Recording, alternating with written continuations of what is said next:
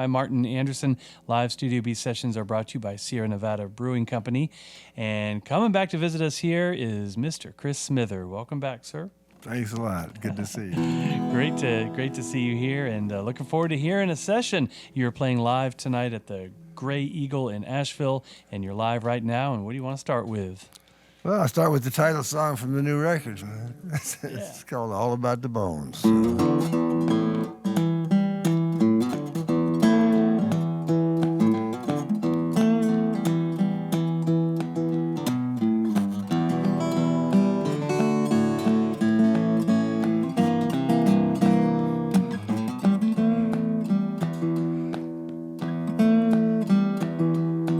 Consider your high station, think about your fame, all of your creation depending on your frame. Ain't no doubt about it, flesh can set the tone, but when you get down to the rhythm, man, you get right down to the bone. It's all about the bones, all about the bones, all about the bones, all about the bones. Some will make you stronger, others make you tall. I don't make no bones about it, man, because some don't work at all. Some will make you ugly, and others make you smile. It don't matter, they all clatter, yeah, when they end up on the pile. It's all about the bones, all about the bones, all about the bones, all about the bones.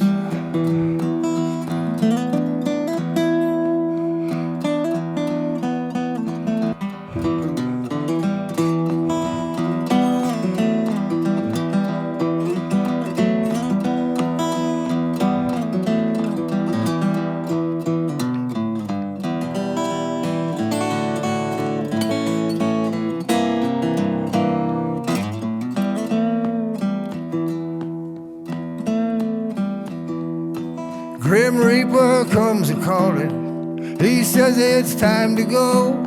You say, okay, I'm coming, yeah, but you moving mighty slow. And then you say, I don't belong here, they told me I was saved. He points one bony finger, he says, get back in your grave. It's all about the bones, all about the bones, all about the bones, all about the bones. Now down at the graveyard, you got your handsome stone with your names and all your numbers, yeah, but there ain't nobody home. It says here lies the body there be none. Used to be somebody, now he's nothing but the bones. All about the bones, all about the bones, all about the bones, all about the bones. Bones, all about the bones, yeah, the bones.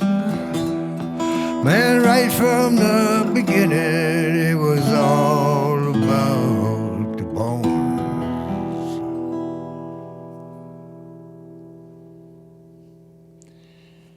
And what a way to start a new album. It's Chris Smither and that just distinct sound of Chris Smither, which we love here, and All About the Bones. Kind of setting the tone for the album, too. Maybe there's a little bit of a sense of mortality in the album. Just a little. Maybe. I mean, in that song, for sure. And on the album in general, yeah, just kind of, looking back at one's life and realizing the impermanence of things, perhaps. Yeah, I think you got it pretty good. All right. Was there a certain catalyst for that song and the genesis of that one from you? It's weird. I was working with my producer, and we were just noodling around and trying to, he says, let's just play, and he started it because he's heard me play that lick so many times or something like it, that little bass, boom. So he started playing that, and I started riffing off of that. And then all of a sudden I just said, it's all about the bones. Huh. I don't know why. It's like these things happen, and I just wrote it down. So where do you think that line came from? I don't know. Huh. Yeah. I don't know. I never broken a bone in my body. You know, it's funny. Yeah, all right.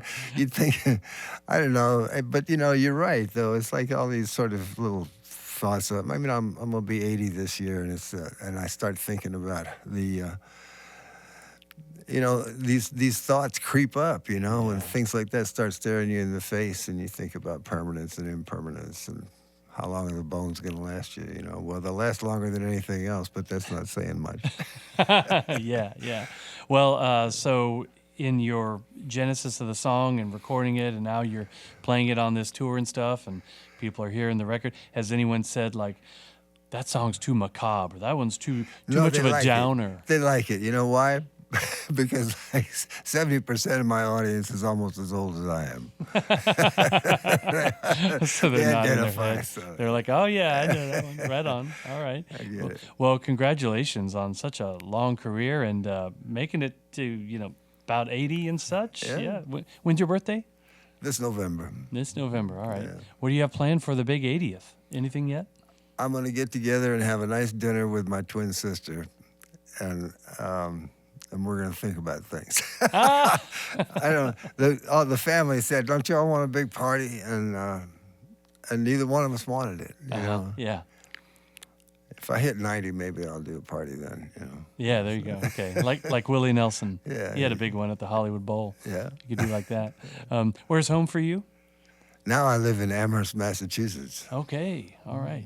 Because this new album was recorded there, but boy, does it have a good Louisiana sound on it. Which, which we'll talk just about. just things fell into place. You know, Yeah. it was a nice groove, and I've got a producer that I've been working with for close to 30 years. You know, and it's like he knows me inside out, Okay. and I know him. You know, it's like a mutual trust sort of thing. You know, I trust him to, you know, if he has an idea, I'm always willing to try it. Even if I think it sounds outlandish, you know, I'll try it. And he trusts me to come up with stuff that he's not going to be embarrassed to work on.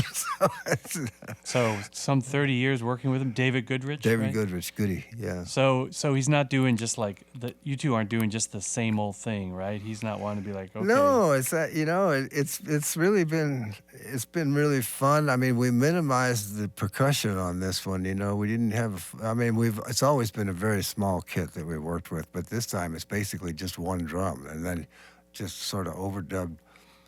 I think there's 2 dramatic cymbal crashes with a lot of echo on at a couple of points, and then on one song, and then, you know, we were about 3 days out from starting recording, and Goody says, "Hey," he says, "how would you like to have a truly world class, I mean, like one of the 3 best in the world jazz saxophonists on your record?" And I said, "Go for it." You know, I said, why? What do you? And he says, "Well, Chris Cheek is in town, and he's a friend of mine." You know, and I'm telling you, it was just the best call in the world. I mean, he came in, and we watched him work on 4 different tunes, and our jaws were on the floor every time. The first one he went in and worked, and we were all like, open mouth. Like that. He came in to hear it back, and we were, you know, congratulating him, and he looked at us and he said, "Well, I could do better." And he went back in and he did better. He did. All right. Sometimes the first time is like the best, but no, he upped his game. Is Chris Cheeks, the saxophonist. Yeah. Right on. Right Cheekus, they call him. Cheekus. on. All right. Cool. He's from St. Louis originally. Right on.